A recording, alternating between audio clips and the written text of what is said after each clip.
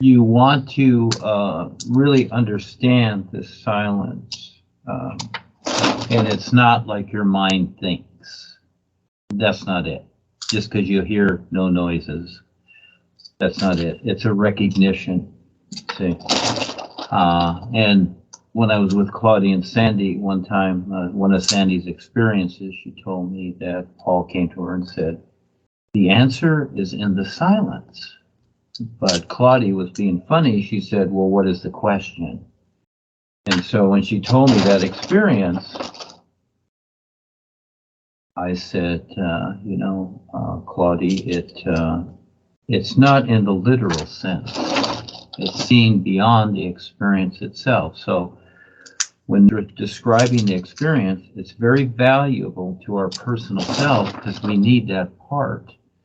And at the same time, we want to understand the true silence of life. And that is, it's not about not saying anything or not thinking, but yet set that up for yourself that it's really perceiving what life is.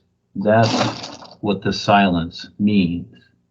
So it's kind of like walking outside in the dark and there's no lights and it's all silent. And so what do? Your mind is thinking, oh my gosh, it's dark, it's scary, I'm going to go back in the house. But I used to go down to in Huntington Beach at the State Beach. There's a city beach on the right of Beach Boulevard and the city beach on the left side.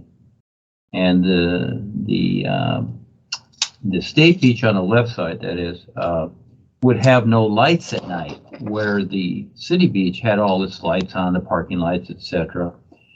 But the State Beach didn't have any lights. And I would go down there and walk through the darkness at night along the ocean, because it's and just for therapy. It's a therapy thing, not you might say, and not, oh gee, this is it, but it's kind of a therapy thing for the personal self to get used to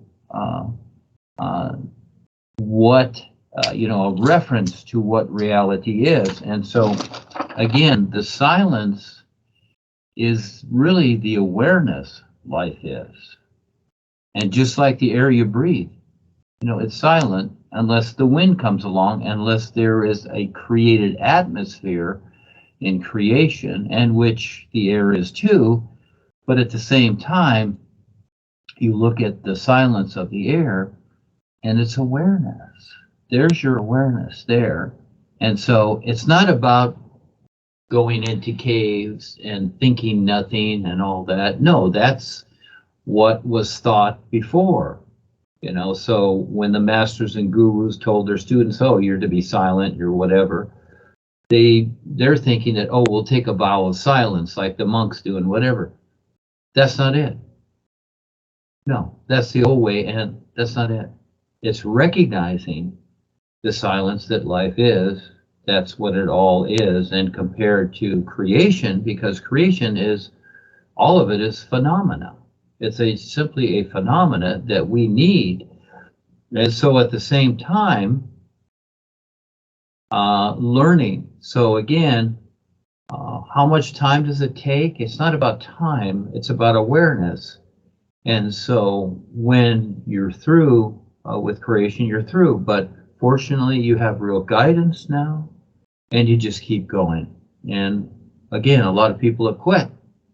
They stop. Because they just took the literal part. They just took the knowledge or the references, and they didn't even see it from there. So very, very interesting. Yeah. Yes, thank you for saying that, but it has to be redefined. So even Paul, touched upon these things, but didn't really define it. It's kind of like a grade school teacher talking about, well, in the future, you kids are going to go to college and you're going to do this and that, but not really getting into the definition of what you're going to be going through, 10, 20, 30 years from now, because now you're only in the second grade. But giving you a hint is that there's something else. but you need to, grow up, become more aware, evolve, etc., to be able to handle that. That's the whole idea, you see. So being realistic, step at a time.